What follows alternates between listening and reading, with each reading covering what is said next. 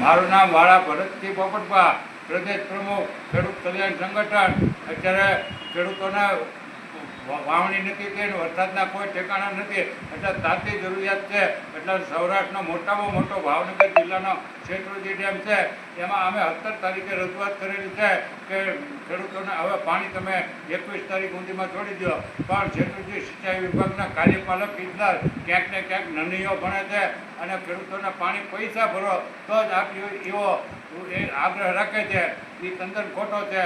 એટલે અમે ઘણી વખત સાહેબને કીધું, રજૂઆત કરી, અને કાલે પણ પાછું આવેદન આપ્યું કલેક્ટર સાહેબ, પણ કાર્યપાલક ઇજનેર પાણી છોડતા નથી. 1980થી અત્યાર સુધીમાં તમામ ધારાસભ્યોએ, ઘણા ધારાસભ્યોએ 4 વખત 12 વખત પાણી છોડાવેલું છે વગર પૈસે.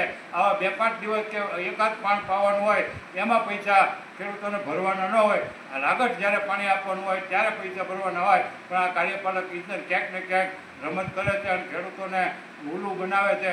એટલે અમારો એ સખત વિરોધ છે.